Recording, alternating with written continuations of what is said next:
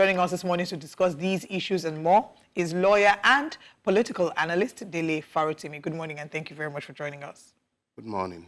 Thank you. So I think the flat question, of course, would be how you would rate this or how you will score this administration in its political alliances, looking at how transparent and accountable this administration has been. Oh, wow. I'm left stunned simply because of all the things to be discussing today. The last thing I expected to talk about would be the predictable outcome of the fait accompli that has been foisted on all of us. There is nothing that is happening today that wasn't clearly predicted or predictable. I'm not even sure that any student of contemporary history can validly claim to be surprised by any of the many questions that you've just asked, and even the ones that are not asked but are equally embedded in the question that has been asked. That we have a 4 billion per kilometer road that smells of every corruption imaginable under the sun cannot possibly be a surprise to anyone who understands the antecedent of the government in power.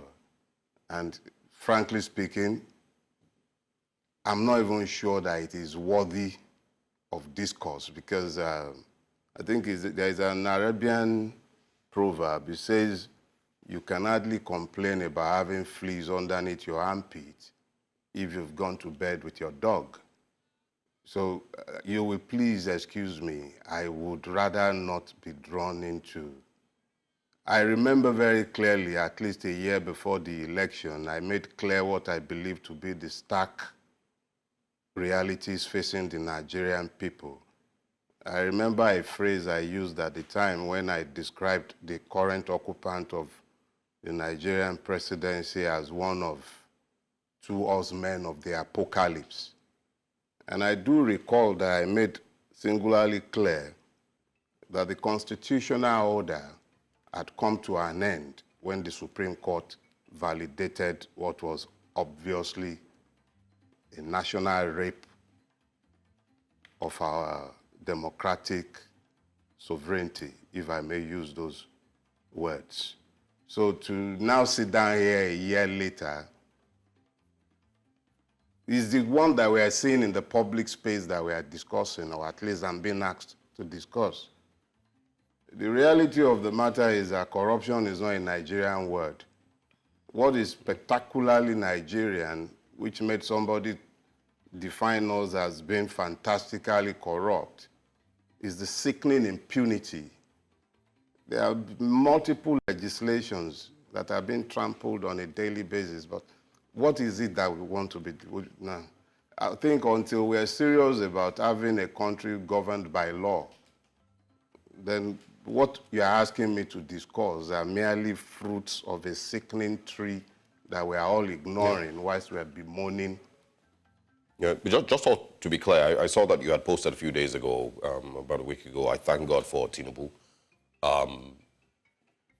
Was that maybe, because you were excited about how, great Nigeria was becoming under his leadership? I have never been circumspect about stating exactly what my purpose is in the Nigerian space. I've made it clear, abundantly clear, multiple times. I don't believe, it's not about person.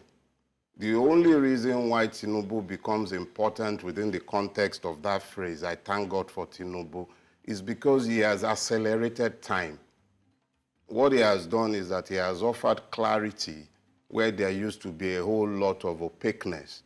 It used to be that it was very easy for some people to disguise just how accommodating they are of evil. It used to be pretty difficult, They hide behind a lot of platitudes. They spiritualized carnal evil that is there in broad daylight for all to see. In the name of God, a lot of them preached. And then because of Tinubu, it became very possible for people to come out into the public space and embrace what we all know to be evil. So because of him, it has become less challenging to explain it's become less challenging to explain the extent of the rot that has set into our system. The judiciary also began to unveil itself and uncloak itself in the public space in pursuit of the validation of what we all could see very clearly. And because of him as well, it's become obvious to me that there is a coalition of Nigerians disadvantaged that is actually larger than those who wishes to preserve the status quo. So there are so many reasons why it is actually right to thank Tinubu. It's not just Tinubu as a person. It is everything that led to his emergence, the ease with which it became possible to speak to the dividing lines in public morality. It became very easy just on account of him. Still speaking of thanking Tinubu, do you think that Rivers State should thank him for the role that he played in the crisis, the peace accord that turned out to be not so peaceful? And do you think that Kano State should maybe expect, because there have been calls for the president to intervene in the crisis happening in the seat of Kano State? You know, Yorubas are very funny people. We are very, very funny. They say, More Molagege, Ajawole Sorosho. That means I've seen an abomination in broad daylight, right? Abominations have become normal in our country. So, Wike and his son are quarreling. And then they all had to go inside the rock to go and meet Oga Kwata. It's meant to be a federal government, right? So what's the substance of this quarrel? Were they quarreling over whether they should have an aggressive tax system that takes money from the rich in Rivers State in order to provide a whole lot of goodies for the people of Rivers State? No. The only thing you've ever heard is that one is overbearing and is demanding much more than it should be taken from the coffers, the people's purse. And these people now took themselves all the way to Abuja to go and report to Oga. See, for me, these quarrels are merely squabbles amongst thieves. The victims are the people who are meant to be the citizens. The squabble that is taking place in Kano, the Kano comedy that we're watching as well, how has it changed the price of momo in Kano market for the Talakawas in Kano? It's just a squabble amongst, privileged Nigerians who do not actually exist in the same circle as the common man on the street. So for me, all these are mere distractions. If anything, all I take from it is the ruling class has become so comfortable that it does not even mind bringing its putrid mess into the public space because it has grown contemptuous of the people. It knows what the people does not know, that we are not a democracy. The system also knows that the people are not citizens. It knows. Because if that were not to be the case, there should be some level of shamefulness governing affairs to the point where even when they are having these shameful squabbles, they should keep it away from the public sight. But they do it right there out in the open. Court orders will be flying left, right, and center.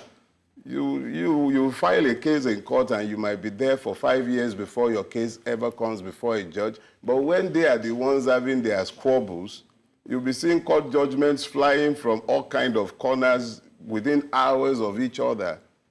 It tells you that the entire system itself is gone.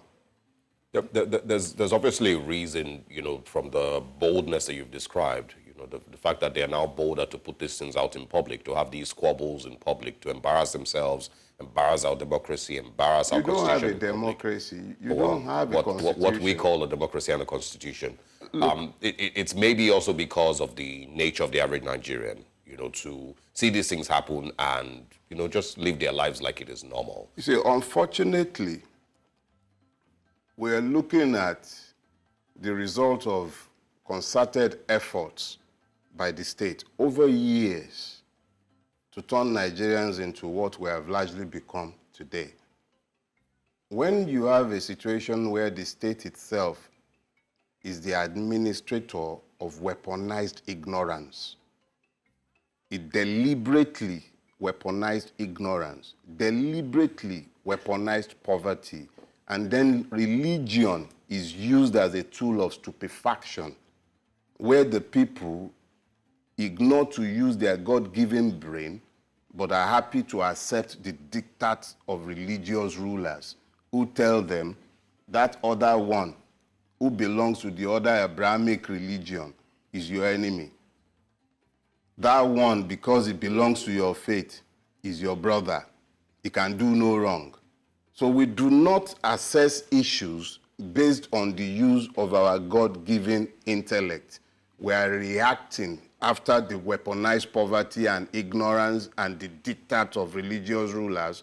We ignore the use of our brain and we just assume. Yeah, so what then is the use? I mean, if this is, what we've seen as the nature of the average Nigerian, large, percentage of Nigerians, this is how we are. Brainwashed, like you've described, already being fooled by religion and by tribe and these other, different levels of destruction. Why then do you bother? Because at the end of the day, it has never taken a majority to change society. It has always ever been about a critical mass. It's never ever been about a majority. The majority has always been happy with conventional situations. They're happy with peace. If you even recall, for those of you who are Christians, you recall the bit where multiple times the children of Israel were demanding to be taken back into Egypt. They were comfortable with slavery. That was all they knew. Yes. Even if you took that metaphorically, the truth of the matter is that they were comfortable in slavery. It was their living reality for generations. The uncertainty of freedom sometimes make it very attractive for the slave to begin to polish his chains as though they are adornments. But I keep believing that when the time comes that we have built a critical mass of Nigerians who says no to this nauseating reality, then it becomes possible to change things. Okay, let's talk about the role that the judiciary plays in all of this. We've seen the judiciary had come under attack, especially after the 2023 general elections. In Kano State, for example, we've seen the conflicting orders that have come out in the past few days. One from the allegedly from the United States of America that has brought up the conversation about jurisdiction, practicing or giving another outside jurisdiction. There are conflicting issues that have come up in the past few days. So talk to us about the role that the judiciary has played in this current administration so far in the past 1 year. How would you rate or assess the judiciary's involvement in whatever form of democracy we have today? See, the bedrock of any modern state that aspires to a democracy or citizenship is the rule of law. A critical component of that is an independent, incorruptible judiciary. The reality of the Nigerian is that we do not have that. That is our reality. It sometimes baffles me when I see how we continue to believe that we might somehow be entitled to a judiciary that is different from our police or that is different from our custom services, that is different from our mechanics, from us.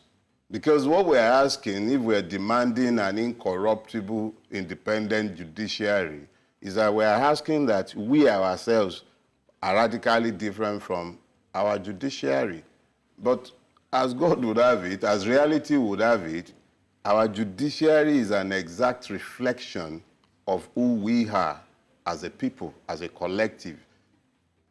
And if that is not scary enough, I assure you that it's only about to get even worse, because now you have an hereditary succession in the judiciary. So if you say, well, how has the judiciary been under this administration? I can only tell you that it's been as ship-shape as each and every one of the other compromised institutions of the Nigerian state. It's doing exactly as the state expects it to do, which is why you're having these interesting judgments and all kind of legal somersaults and atilogu dancing. It's a good time to be a lawyer right now, isn't it? Thankfully, I'm not one. I am retired, thankfully. Okay, practicing lawyer. Well, I guess a tailor remains a tailor even after he has retired. What would your response be to those who say that you're maybe judging the administration too hard? If you notice, I've not presumed to judge this administration. I judged it before it ever came into existence. Yeah, and then there's no possibility that it would surprise you? Chief Bola of blessed memory once quipped. He said, "Blessed are those who do not hope, for they shall not be disappointed." I have no basis whatsoever to expect anything positive of this administration. However, I'm a Nigerian who is touched by the affliction of each and every Nigerian, and I also live here. My realities are completely Nigerian. So I continue to hope against hope that perhaps those who have forgotten about the fact of their mortality might somewhat be touched to realize that we all have only limited time to spend in this space, and they might just decide to be touched by the affliction of insanity and begin to build for posterity's sake. There is only so much money you can steal. There's only so much mansions that you can leave behind. There's nothing wrong with leaving behind some good name, a legacy of good works. Maybe they might just decide to flip and get on the right side. It would be great if they surprised you. I would be happy to see that. Let's talk about the role that the previous administration played. The current administration, oftentimes, we hear it all the time when they say that they inherited a struggling economy. So the role that the previous administration played, how important or what do we need to do to get to a point where we can actually hold these people to account? Now, bear in mind that the Constitution, of course, has the immunity clause that protects the president, protects the governors, so they're not able to answer for how a number of policies were implemented whilst they were in office. But what happens when they leave office? See, one of the first things you got when you got a Bola Tinubu presidency is impunity and immunity for each and every one of the former thieves. Now, let's get that clear. First thing first, the moment you got a Bola Tinubu presidency, each and every one of them got free. Get it out of jail card. You might have people being pressured here and there privately, quietly, as discreetly as possible to drop part of the money that have been publicly ascribed to them. And of course, every corrupt administration requires its own circles of anti-corruption, where other people will be labeled corrupt, and they have more than sufficient numbers to stoke the circles. So it is all well and good for them to be pointing at the Buhari administration as being responsible for this, but I do recall that Buhari also spent 8 years pointing at the Jonathan administration, and I cannot forget that the principal salesman of the Buhari administration, the person without whom there would never have been a Buhari, is Asiwaju Bola Tinubu himself. He was the principal architect of Buhari's ascension to office. So I find it rather strange that the very man who brought Buhari to power, who has inherited and even told us that he intends to build on Buhari's legacy. Exactly what these legacies are, let the average Nigerian who feels the pain tell us. But he told us he was going to build on them, and he has actually surpassed a lot of those legacies today. So, frankly speaking, when they talk about having inherited a bad system, all I feel sometimes, maybe you guys should be looking in a mirror so that you see the persons to blame for what you are pointing at as the problem. I still want us to talk a bit more about the fight against corruption. They have said that one of their 8-point agenda is, of course, fighting corruption, and they say that corruption is fighting back. Whilst the Section 36(5) of Constitution provides for presumption of innocence, we know that not everyone in the previous administration had, I want to assume that not everyone had their hands dirty, at least until a court of competent jurisdiction can clearly say that. But in the way that this current administration has started to investigate and handle some of these cases, for example, Hadi Sirika, who is being tried. Do you have Yahya Bello. Yahya Bello, the new EFCC boss, with how they are going about fighting corruption, would you say that at least there's something to spark hope, to renew some measure of hope? Like I said, back in the days when the Romans ruled the world, the emperors always had their circuses to keep the plebs busy. The Nigerian circus of anti-corruption remains just exactly that as well, just a place to keep the public entertained and a place to also at least put some fear in the minds of some people as well. Let's be clear. We don't have any anti-corruption battle going on because the Nigerian problem is not corruption. Our problem is impunity. There is nothing that you are trying under corruption that are not triable under any multiple penal provisions, criminal laws in Nigeria. So what is corruption? Corruption is stealing. It means you have altered some papers. You took money without doing the work. So all these one, when they use the word corruption, is for the special classes of offenses committed by those who enjoys the privilege of impunity. So don't let's get caught up in this their game. There is no anti-corruption war going on because corruption is not the problem. Impunity is the problem. If the FCC was looking to carry someone like Dele Farotimi or you or him, we are not different from Yahya Bello now, Abi. But all of a sudden, Yahya Bello is enjoying the extension of the powers of impunity because the sitting person in charge of the powers of impunity in Kogi State made the powers of impunity available to him to enjoy. And all of a sudden, he has become unfoundable. I don't know what their current situation is. I don't follow the news cycle in Nigeria any longer, but I do know that there is no anti-corruption war going on. Yeah. None whatsoever, because we are not corrupt. Yeah, you know, many people would agree with your analysis, but you know, in the last couple of days, we've also heard of thoughts of Nobel laureates, Professor Wole Soyinka, you know, who, of course, you know, he has said that he will raid the government after a year. You know, we're hoping that we'll still hear from him. But he also has very strong thoughts, you know, concerning, you know, Labour Party candidate Peter Obi, which you supported, I believe. So I want, you know, your thoughts on people of his caliber, you know, and of course, you know, their freedom to also feel the way that they feel. But do you completely disagree with him? Let me put it this way. If ever there was, if ever there lived a God, for me, Wole Soyinka is that God. I'm using the small g now. Yes. And he's a man for whom I have a lot of respect. And I have been very careful, very, very careful and deliberate about avoiding offering opinions related to his political positions. I think about 5 years ago, in fact, to be precise, 6 years ago now, in one of the essays included in my first book, Do Not Die in Their War. Yes.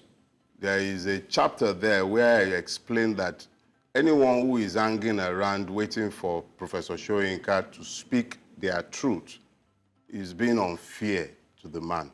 The man was already in his 80s at the time, and that is entitled to choose his friends, and it doesn't have to be the one to speak our truth. That it is up to every individual who has a truth to tell to speak their own truth. Now, no truth is superior to the other. Truth is the truth is the truth. Is either the truth or is not the truth. Professor Soyinka is entitled to his opinions, and he has freely heard those, but I am more interested in how to see a change in the current situation in which we have found ourselves. Whether Peter Obi should contest in 2027 or not, is for Peter Obi to decide. Whether the subject of his running in 2027 is more important than the life and death realities of our current existence, that's for the people to decide. Professor Soyinka has heard his opinion. I do not agree with him. In fact, I vehemently disagree with him. But he has his opinion and he has offered it, and is completely entitled to them. And I am of the opinion that he is entitled to be wrong. And I think he is wrong. All right. Okay. Still talking about opinion, let's get the opinion from our student from the Nigerian Institute of Journalism. I want to find out what your thought is regarding the corruption, the fight against corruption. Would you say that the current administration, in your opinion, has maybe made a good fight, fought a good fight, or has been fighting a good fight against corruption? Okay, can we have the mic? Okay, good morning. Good morning. My opinion about the fight against corruption, just like what Dr. Farotimi said, that the problem in the country is not corruption, but impunity, which is true. The fight against corruption in the country hasn't been effective. I think and you're speaking about this not just in the past, is it the past 1 year or the past 8-9 years? In the past 8-9 years, okay. And even the current administration, because they've been in power 9 years ago, 8 years, 9 years ago. So it's same thing all around. You know, there is one thing about you trying to show it to the world, show it to people that this is what you're doing, and that what you're doing behind. And so what they are doing is they're just trying, it's just like a manicure, showing that this is what you have, but that is not what you're doing behind. So I'm going to say the fight against corruption today hasn't been effective. All right. Because if we want to really truly fight corruption, we actually know how to go about it. And I'm going to say that if it was very effective, it would be so glaring to all to see. Absolutely, I agree with you. And you know, beyond what our guests from the Nigerian Institute of Journalism, does someone else have something to add? Okay, as quickly as possible, please go ahead. Your name and then your contribution. Good morning. My name is Oluwakemisola Adebisi. Speaking from what she said earlier on, I don't think we should applaud them for doing their job. If you're fighting corruption, I don't think they're fighting corruption anyways. The EFCC chairman has come out to say he has recovered a lot of money. But the thing still, like Dr. Farotimi said, it's impunity. You cannot arrest Yaya Bello, and he still is on social media, what would I say, acting as if they cannot arrest him. We are in a law, we should be in a, this Nigeria is a law-abiding country. So why have they not been able to arrest him? If it was any one of us, like he said earlier on, they will have arrested the person. So it is, I think it's a down for them, for the government, for them not to even arrest this man for now, because if it was any other person, they would have been arrested. So I don't think they're fighting corruption. So you believe I think it's a squabble amongst them. Yes, I think it's a squabble. They're not fighting corruption. Yeah. Because the EFCC chairman has come and told us a lot of money they've arrested. But the one we can see on TV, Yaya Bello, you have not been able to arrest him. All right. So I And, really you don't know, that's an interesting point they've raised. As quickly as possible, Dr. Farotimi, how do we then deal with this impunity? Okay, so that I do not become guilty of the same thing that I am yelling about. I am not doctor. I know they are the ones who are trying to confer their PhD on me. I'm just Dele Farotimi. Well, yeah, Mr. Farotimi, how do we deal with this impunity? Like, are there things we need to do in the nearest possible future? There is no magic wand to be waved, but it's just a simple thing. Institute the rule of law in Nigeria. Let the law rule. Let it apply equally to all. Let there be consequences for action. Impunity means that there are no consequences to wrongdoing. People get away with it, and they do it knowing they will get away with it. Let people pay for their crimes. But how do you do that when the entire system has been built on criminality and impunity? So what you are saying in short is, to stop this current madness, you actually have to restart completely. Yeah. All right. Dele Farotimi, always interested in hearing your thoughts on these critical national issues. Thank you very much for joining us today. Thank you very much for having me. And happy 1 year inauguration day. I'm always happy.